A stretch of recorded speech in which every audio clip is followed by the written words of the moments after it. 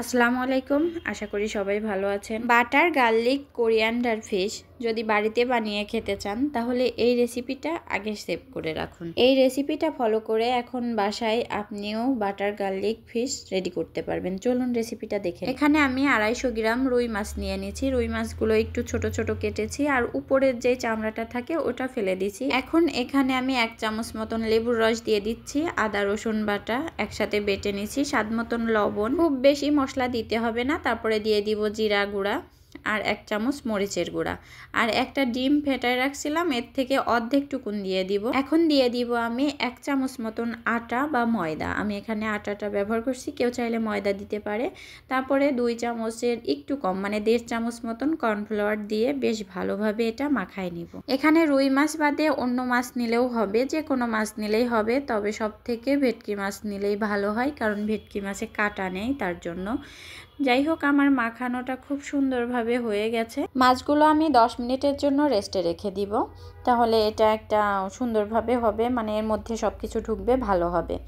10 minute পরে আমি একটা কড়াইতে তেল গরম হয়ে আসলে একে একে মাছের পিসগুলো দিয়ে দিচ্ছি। এটা ডিম দেওয়ার কারণে একটু ফুলে ফুলে যাবে, দেখতে একটু বড়া টাইপের মতন হবে, খেতে কিন্তু খুব মজা হয়। আমার কাছে ভাজতে যায়, আমি কিন্তু ভাজাটাই কয়েকটা খাইছি।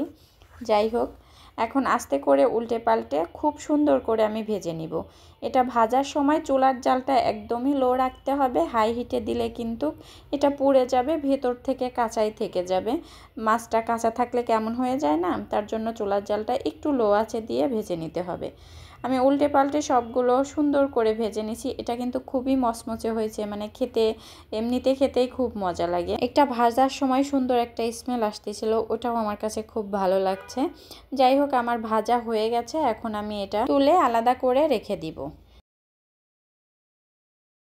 সেই একই কড়াইতে তেলটুকুন আমি ঢেলে রেখে এখন আমি কড়াইটা পরিষ্কার করে নিয়ে এখন আমি দিয়ে দিচ্ছি বাটারটা একটু গলে আসলে তারপরে দিয়ে দিব রসুন কুচি। রসুনটা আমি হালকা একটু ভেজে নিব, খুব বাদামি করে ভাজবো তা না, খুবই সামান্য পরিমাণ রসুনের কাঁচা গন্ধটা চলে গেলে সুন্দর একটা গন্ধ বেরোবে, তখন আমি আর ভাজবো না। হয়ে গেছে, এখন আমি দিয়ে দিব 1 কাপ পরিমাণ পানি। এখানে পানির পরিমাণটা একটু বুঝে দিতে হবে, আমি 1 কাপ পরিমাণই মনে হলো ঠিক হবে, তার জন্য দিলাম। আর এর জন্য স্বাদ মতন লবণ দিয়ে বেশ ভালোভাবে পানিটা যখন বলক চলে আসবে তখন আমার ভেজে রাখা মাছগুলো আমি এর মধ্যে দিয়ে দিচ্ছি।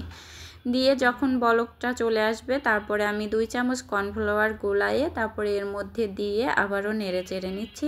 কর্নফ্লাওয়ার দেওয়ার জন্য দেখবেন একটা থকথকে ভাব চলে আসে। এখন রান্নাটা আমার একদমই শেষ পর্যায়ে, লাস্টে আমি ধনেপাতা দিয়ে একটু নেড়ে চেড়ে তারপরে নামাই নিব। বিশ্বাস করুন, এটা খেতে এত মজা, একবার হলেও রান্না করে খাবেন, তারপরে কেমন হয় আমাকে জানাবেন। সবাই ভালো থাকবেন, আল্লাহ হাফেজ।